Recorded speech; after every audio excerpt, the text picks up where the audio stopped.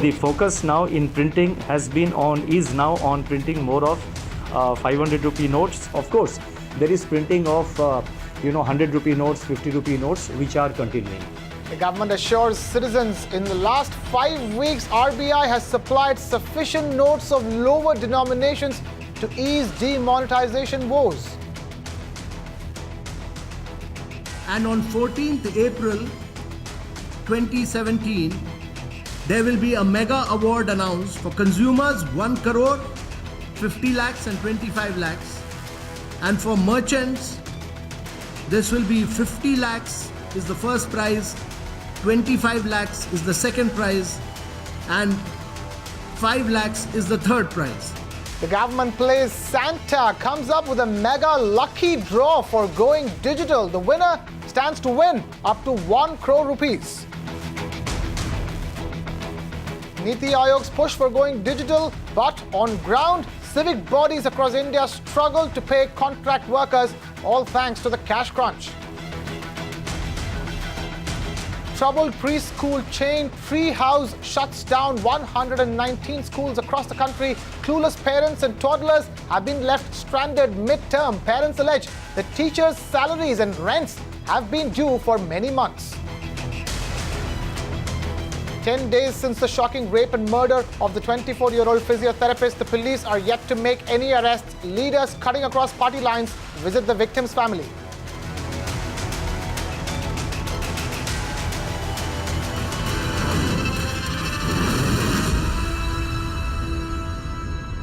Hello and welcome. You are watching The Big Story here on Magic Bricks Now. I'm Krishna Kumar. Leaving hundreds of parents shocked, Tree House Nursery has closed 119 branches across the country without any prior notice, leaving children stranded mid-term of the schooling cycle. Tree House Nursery has informed parents that the abrupt shutdown of the centers is because of their inability to pay the staff for months on end. Furious parents have filed a complaint at Mumbai's Charco police station. We have Aishwarya Paliwal getting us this ground report. Take a look. I'm standing outside the Dindoshi branch of Tree House, which is a very well-known play group for various children in and around Mumbai. This Tree House has various branches spread across Bombay. But the parents whose children used to study in this school were in for a rude shock when they got to know that the school was shutting down. The school shut down without any prior intimation to these parents. Now, parents tell us that when they came here, along with their children, the teachers told them that the management had taken this call that they are shutting down all the branches across India. Not just Mumbai, but even schools in Pune have been shut down. Now, the parents went to Dindoshi police station to file an FIR. Already they were distressed with the fact that their children do not have a school to go to from the next day. The police on their part did not agree to file an FIR. Some of the parents had to call the DCP, the ACP, and some of them even had a word with the police commissioner of Mumbai, and it is only after so much pressure was put that the police finally agreed to take statements. The FIR in this case has not been filed yet. The parents complain that they do not worry about the money that has gone away from them. What they are worried about is that 1 full year of their children will go waste, as this is a crucial time for admissions anywhere. They are saying almost half the year has passed. In the next 4 months, new admissions will start. But they do not have a certificate from the school saying that their children were already enrolled in a particular class. They are saying they are stressed about the fact that 1 full year of their children will go for a waste. I'm here at the Dindoshi police station, where parents whose children used to study in Tree House have come here and filed a complaint against the school and against the MD, Rajesh Bhatia. Now, the student and the parents got a shock of their life when they got to know that the school was shutting down. They were there this morning and they were told that the school is shutting down, no more classes will be taken place. I'm here joined by some of those parents. Tell me, what was the most shocking news about this whole incident for you? That the school is closed, that they have already taken a decision that we will shut down the branch, and you cannot send your kids from tomorrow. And that's quite of a shock because we've paid in full, and then there is nothing that our child has got since last 6 months, and another 4 months are on toss, so we don't know exactly what to do next. So when we talk about 1 year of a child, so if the school has shut down, this is mid-term, no other school will take your kids inside. So what is it that you are feeling right now? Do you think that 1 year will go for a waste and that you have not got any support from the other authorities? I think we feel absolutely cheated, all of us. That's the first feeling that enters me whenever I think about this. The other thing is there are a lot of students here because the students were admitted at different grades. There was playgroup, there was nursery, there were KGs, and a lot of parents do need a certificate in order for the schools to admit them in. That is going to be a very scary moment for them when the schools refuse to admit them. You know, so that's the feeling right now.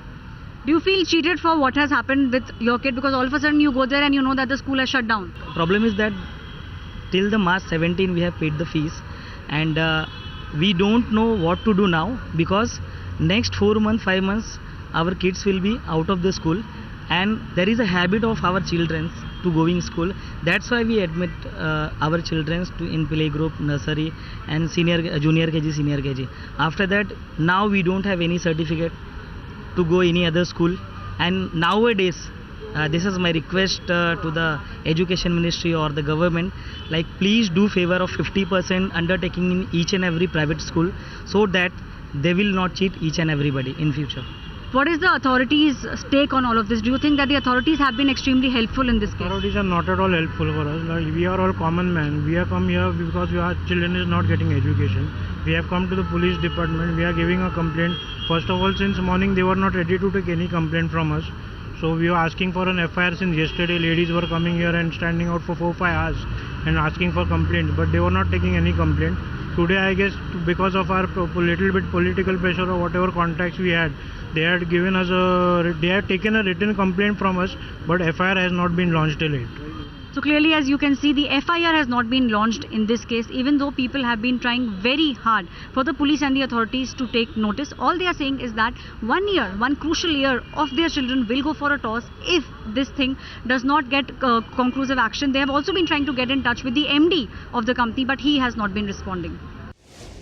So that's the latest as far as big story number 1 is concerned. Away from that, and on to big story number 2. The government is in a mood to play Santa, but you have to go digital and get extremely lucky to hit the jackpot. The Niti Aayog's chief today announced a special lucky draw that starts on Christmas Day, and now customers and merchants will have a one-of-a-kind chance to win up to, hold your breath, 1 crore rupees, and all you need to do is go digital. 25th of December, on the occasion of the Christmas, we will start, and daily NPCI will announce 15,000 winners of 1,000 each, 15,000 winners of 1,000 each for 100 days. This is a cashback scheme. 15,000 winners of 1,000 rupees each for next 100 days. Every day every day there will be a draw, and every day 15,000 winners of 1,000 rupees each.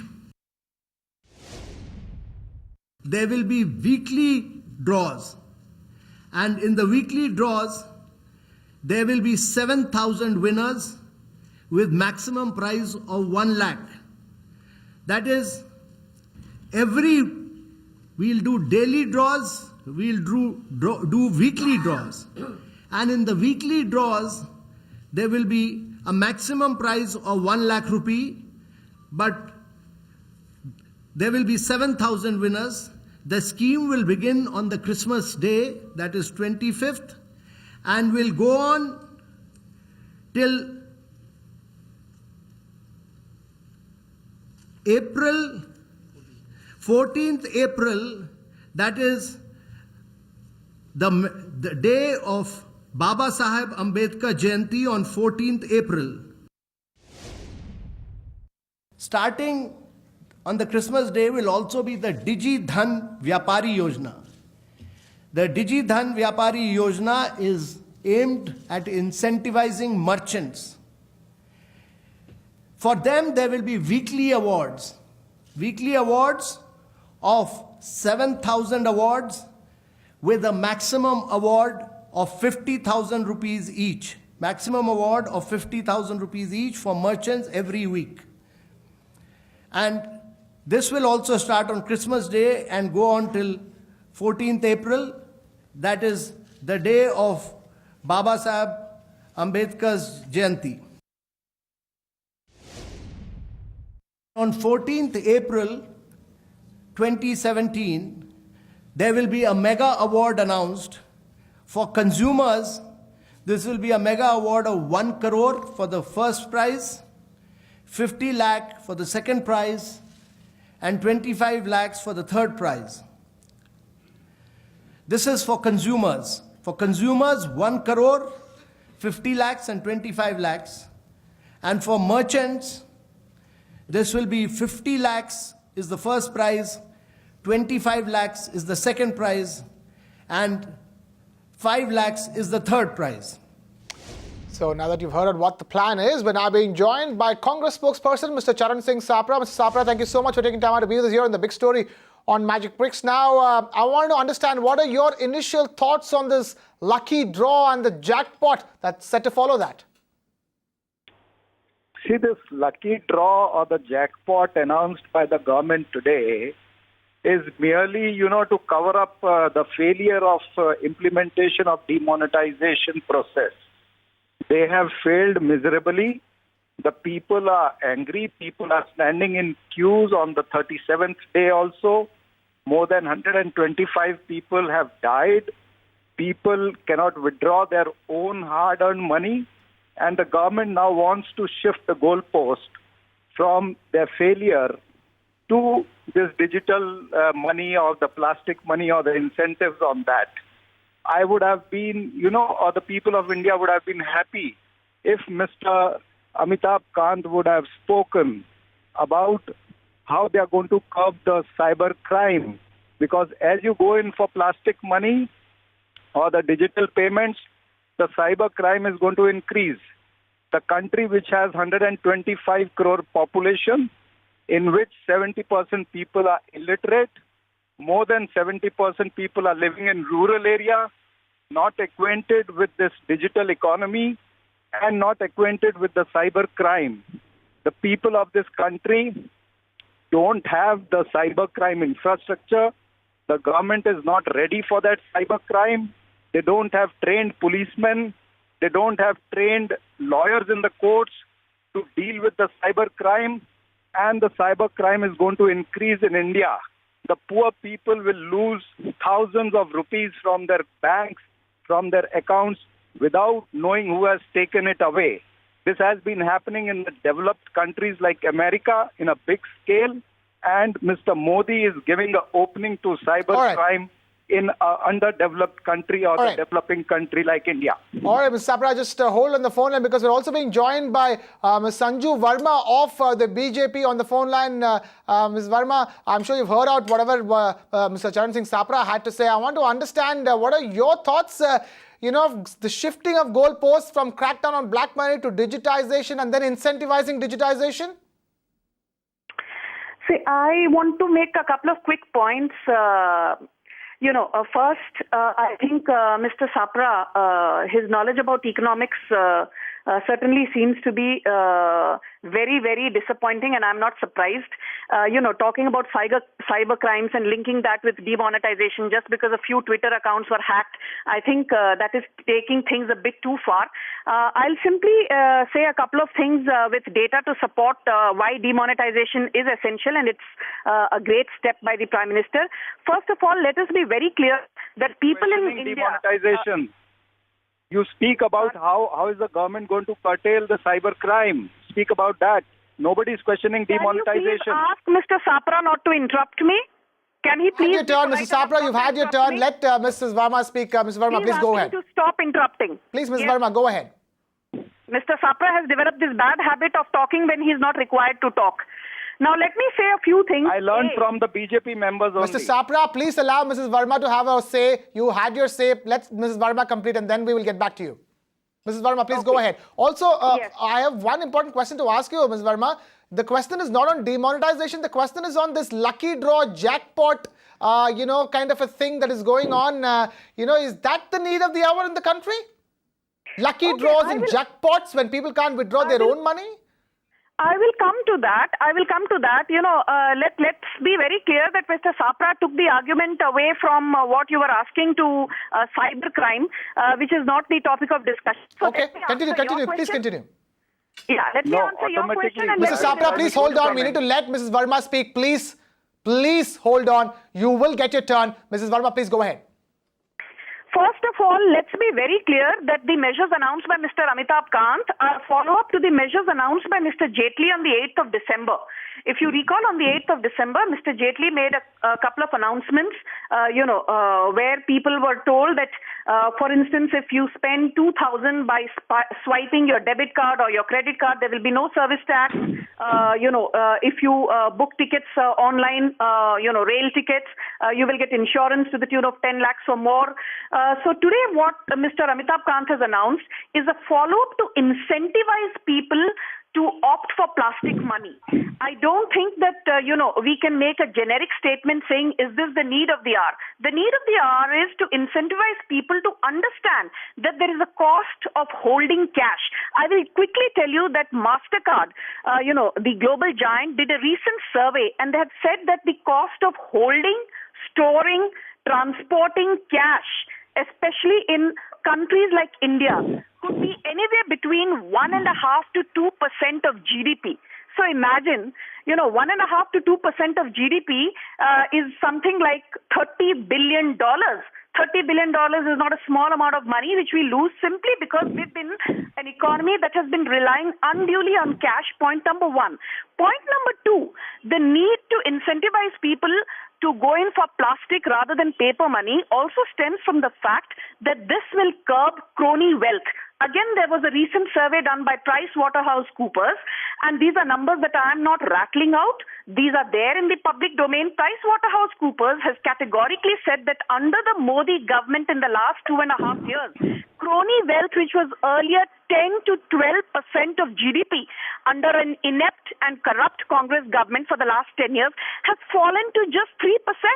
So I think this spate of measures announced by this government are not something that are random or ad hoc. There is a method, and this method has been there right from day one, be it instituting the SIT, to flush out corrupt money, assessing 60,000 crores of unaccounted for money from HSBC accounts, be it the revamping of double taxation treaty agreements with Mauritius, Cyprus, Luxembourg, what have you, or signing the recent agreement with Switzerland, which will come into effect in 2019, which will,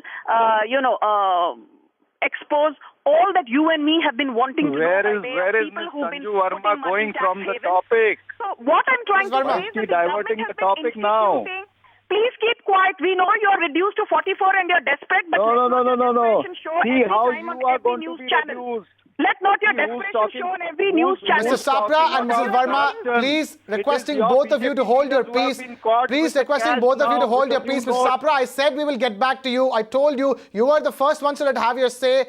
And we're letting Ms. Verma have her say. Ms. Verma, you also had your say. That doesn't mean that she can go on with her election speech on a TV I know. channel. That's exactly why I'm interrupting Mrs. Verma over here. Mrs. Verma, it's really simple. One is to justify demonetization and all the things, all the follow-up measures and efforts and etc. etc. Even today, we are getting explanations of how many notes will come into the system. They said 30 days, 50 days. Now the Department of Economic Affairs Secretary says that 30th of December, 31st of December. What a time to do this. 2017 is opening on a rather bleak note for a lot of common Indians, especially contract workers in BBMP, in municipal corporations who can't get their salaries paid, Mrs. Verma. You have anything to tell them? No Citibank report will help them. No PwC report will help them. Contract workers, laborers, small shop owners who deal in cash every day, who are dying for the last couple of months. Do you have an answer for them, Mrs. Verma? Mr. Krishna Kumar, I know that passions are flying high, but you as a responsible anchor, you need not add Mrs. Verma, you don't have to lecture me on being a responsible anchor. I can play soundbite after soundbite that we have got from small shop owners, contract workers from municipal corporations from across the country who can't be paid. Do not lecture me on my morality. I am speaking on the behalf of those below poverty people who cannot survive for 2 months without cash, who cannot be forced into digital transactions at our whims and fancies. Do not tutor me on how to anchor shows. I'm asking you a simple, straightforward question. When will contract workers, small laborers, small shopkeepers find relief from demonetization? Do you have an answer for that? You know, I will answer provided you stop lecturing me. I am the guest on your show, but you seem to be in love with your voice. I will answer if you tell me that you have stopped answering your own questions, because you seem to be so much in love with your voice that you want to make allegations, you want to ask questions, and you want to answer them as well. Okay, now go ahead. Now go ahead. Why don't you tell us what is your answer? I want to hear it. Please keep quiet. You are an anchor, so let me speak. All right. You're not the guest on your show. He's so rude, You're not the guest on BJP your has show. become. I'm not here to listen to your He's lecture so either. rude, I'm a BJP guest has and I need to become. be treated with respect. The power I will is answer gone if into you their keep head. lecturing me. I will not listen to your lectures. Please get that straight. You have the patience to ask a question, have the patience to digest the answer from me. I have the patience to digest the answer. Please go ahead and give me the answer. I'm sitting here waiting for you to answer. Mrs. Verma, do you have an answer? All right, seems like Mrs. Verma does not have an answer to our questions, and probably the reason why she chose to lecture us on how to conduct television shows. Mrs. Verma, anyways, thank you so much for taking time out to be with us here on The Big Story on Magic Breaks Now. And thank you, Mr. Sapra from the Congress, for taking time out to be with us here on The Big Story on Magic Breaks Now. And with that, we're completely run out of time. Thank you so much for watching. This is Krishna Kumar signing off.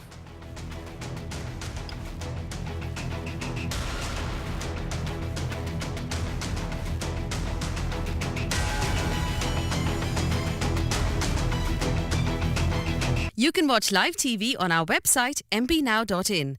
Find us on Facebook at facebook.com/magicbricksnow. And don't forget to click the like button. You can also follow us on Twitter at magicbricksnow. To stay updated with all our programming, hit the subscribe button on our YouTube channel by logging on to youtube.com/magicbricksnow.